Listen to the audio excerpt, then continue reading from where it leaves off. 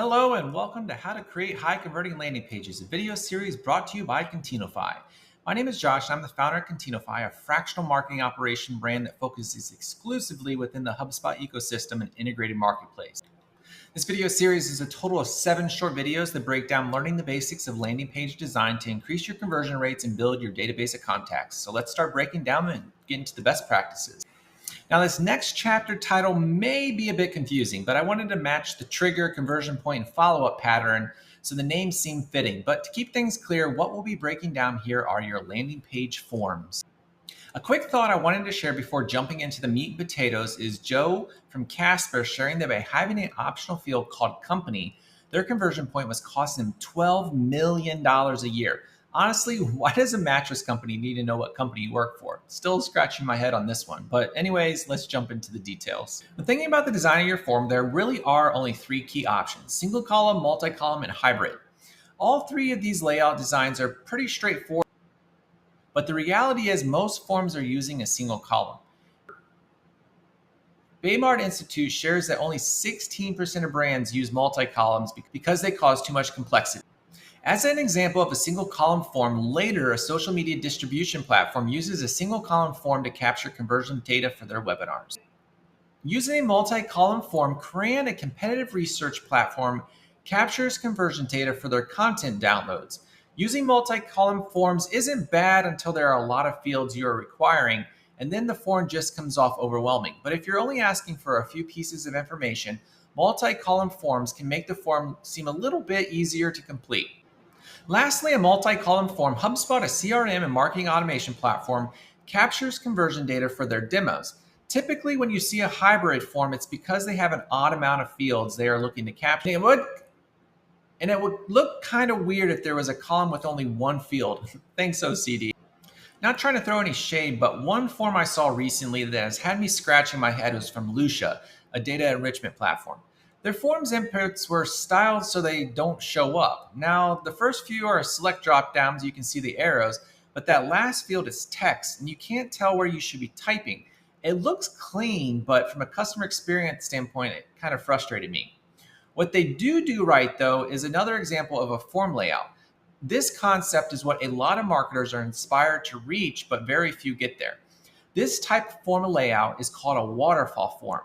The idea here is that instead of showing a form and all the different inputs and information you're trying to collect and overwhelming your potential buyer, instead you share a few endpoints, and then when they hit the next button, you request a few more. Eventually you get everything you need, and then the prospect doesn't feel overwhelmed. Sometimes they do feel a bit annoyed though, having to constantly hit that next button.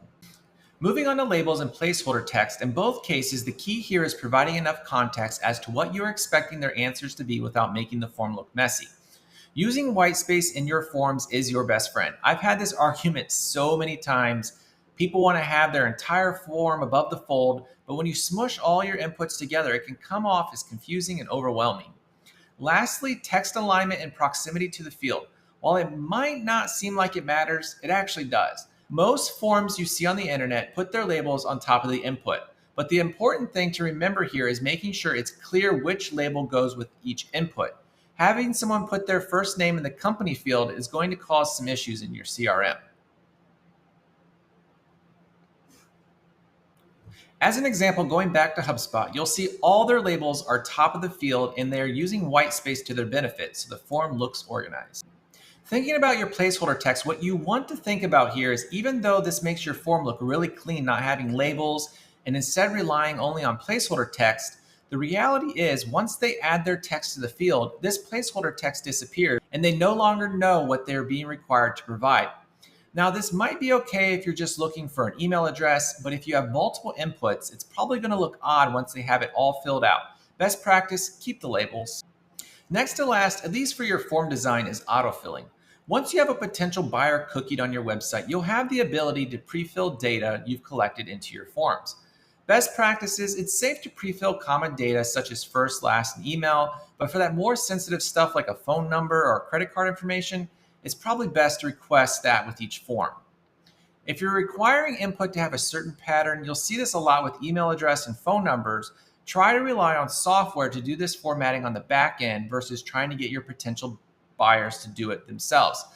Nothing is more annoying than being told you have put the wrong information over and over again. You can also sometimes rely on your browser.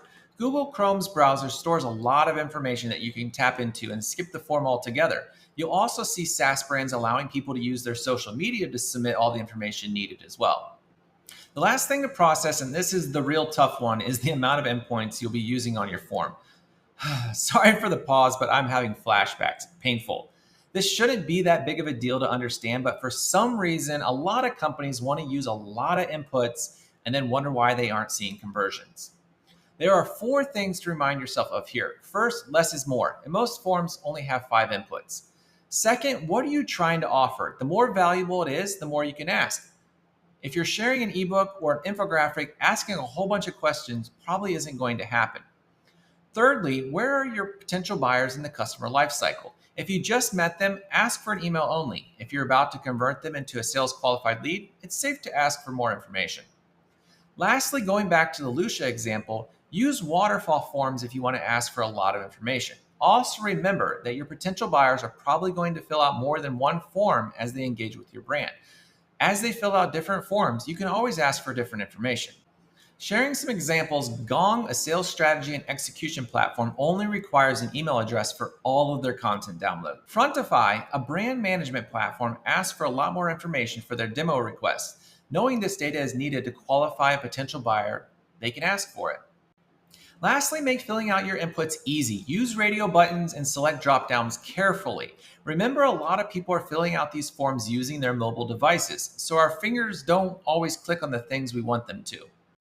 Next, thinking outside the box, no pun intended, considering most forms seem to be placed inside a box, but outside the box, there are a few great ways to entice people they need to fill out your form or click on that shiny button.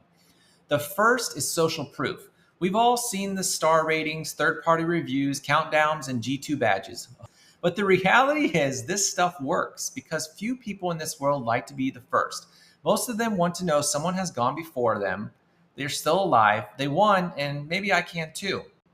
Hockey Stack, an attribution platform, uses social proof to their advantage on their demo request page.